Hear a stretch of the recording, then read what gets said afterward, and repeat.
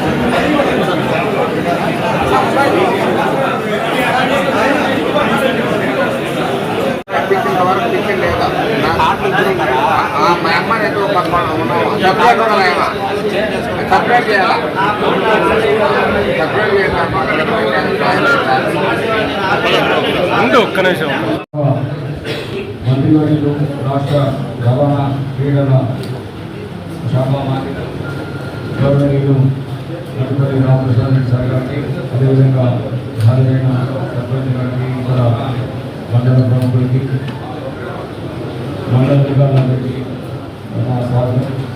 ఇప్పుడు మన గౌరవ ముఖ్యమంత్రి గారి ఆదేశంతో మరి ప్రజా సమస్యల పరిష్కార వేదిక అనేది ప్రతి సోమవారం జరుగుతుంది. అది మీ అందరికీ తెలిసిందే. ఇవన్నీ కూడా తహసీల్దార్ కార్యాలయాలు అంటే మండల కార్యాలయాలు, తర్వాత డివిజన్ లెవెల్లో, తర్వాత జిల్లా లెవెల్లో జరుగుతాయి.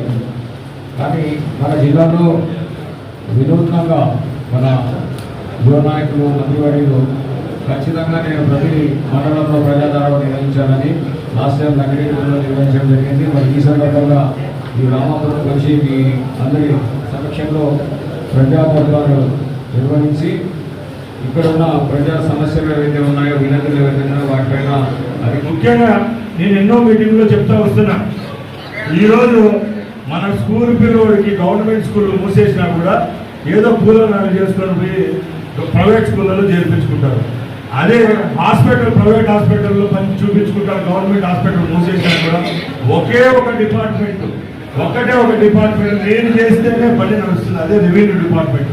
ఎందుకంటే మీరు చేసిన రికార్డ్ ప్రధానమంత్రికి అయినా కూడా కింద ఉండే మామూలు గ్రామంలో ఉండే సామాన్యమైన ప్రజలకు కూడా ఒక అథెంటికేషన్ అనేది ఇవ్వాలంటే అది కేవలం రెవెన్యూ వల్ల అవుతుంది. ఆ విధంగానే మన భారతదేశంలో చట్టం చేసింది. కాబట్టి దయచేసి మీరు కానిస్తే మీరు నిరుత్సాహపడి మీరు పని చేయకపోతే ఒక రైతు వాళ్ళ బిడ్డకు పెళ్లి చేసుకోవాలనుకుంటాడు.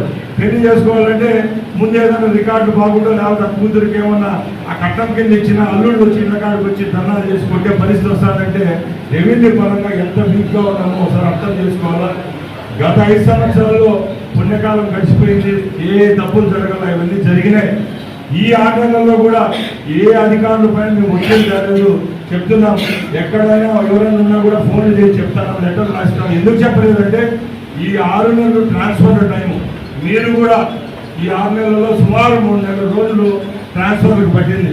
మీరు కూడా ఏ ప్లేసులు మీకు కేటాయించినారో ఆ ప్లేసులు మీరు కూడా కరెక్ట్గా కూర్చుండే టైం కూడా సరిగా లేదు. కాబట్టి ఈ 6 నెలలు ఎక్కడ ఏ విధమైన ప్రెషర్ లేకుండా మీకు స్వేచ్ఛనిచ్చాం, పని చేయించుకునేదానికి మీకు అవకాశం ఇచ్చాం. దయచేసి 12వ తారీఖు 6 నెలలు కూడా పూర్తి అయిపోతుంది.